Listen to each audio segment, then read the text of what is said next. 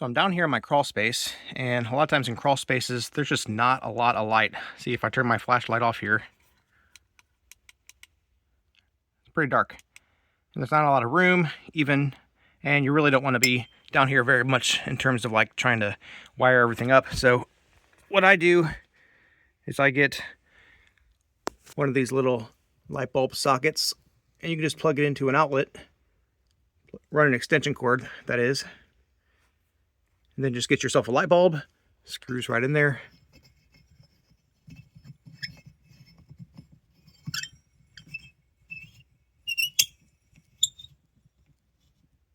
Make sure it's plugged in. And then once it's plugged in, there we go.